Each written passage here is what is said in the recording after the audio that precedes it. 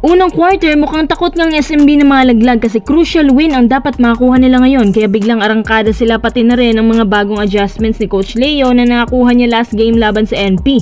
Dahil maalat masyadong kanilang santo papa na si Pop Malik, pinapapasok ng madalas si Motaw Tua at maganda ang kanilang chemistry lahat sa floor. Habang Converge medyo naguguluhan sa kanilang pasahan kasi parang dinudot-dot talaga nila si Baltasar sa loob at naiwan sila ng up to 13 points.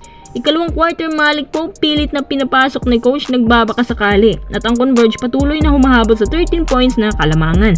Tapos si Tua mukhang masasampulan pa dahil sa ginawa niyang to na flagrant foul siya at pinaupo ng 3 minuto. Pero mas lalo lang lumayo ang kalamangan nung binalik ng SMB si Junmar 16 points na kanilang hahabulin. Habang si Justin Baltasar hinahanap ang kanyang rhythm, todo kasing struggle niya dito. Pero Jordan Heading, sinusubukang makalapit ng konti pero madalas lang talaga ang turnovers nila. Parang doon din nagsimulang lumayo ang kalamangan nung inasa nila lahat kay Baltasar. Yung ibang team nga pinapa-double team siya habang patuloy pa rin naghahabol ang Converge. Ikatlong quarter, patuloy na naghahabol ang Converge nang halos hindi bumababa sa 14 points na kalamangan ng SMB. Hirap silang makakuha ng rebounds at halos hindi na rin pumapasok ang kanilang mga outside shots. Habang si Malik Pope ang ginawang magic bunot ng SMB pero nakaka-deliver siya ngayon. Under 4 minutes, nakukuha na ni Balti ang kanyang rhythm at umaarangkada na rin kaya baba sa 11 points ang kailangang habulin. Ika-4 na quarter, nag-showdown ang Converge at biglang baba sa 6 points na lang kailangang habulin nila. Salamat nga pala sa 25 points ni Jordan Heading at isa na lang ang hinahabol nila. Tapos may 2 minutes pa. Dying 20 seconds dahil sa maling desisyon ni Heading na i-foul si CJ Perez kaya hayan, naipanalo ng SMB ang laban na to. Ibig sabihin din may pag-asa pang SMB sa playoffs.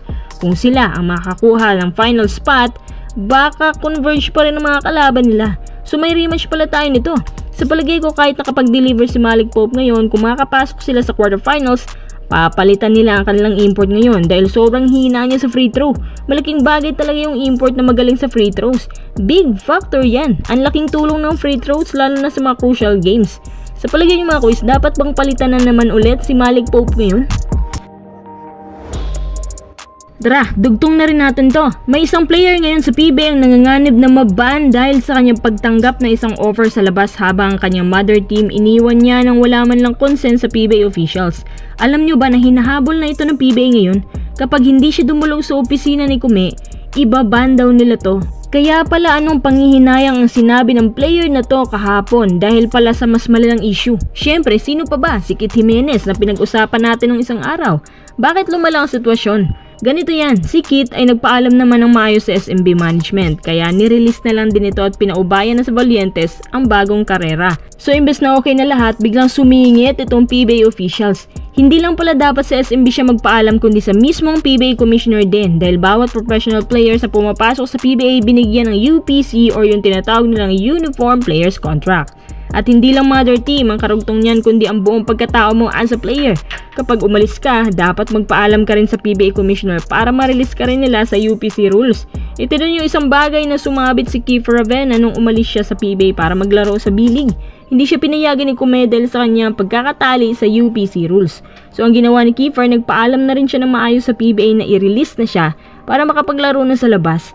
Ang kapalit, 1 taon lang siya maglalaro doon at babalik siya.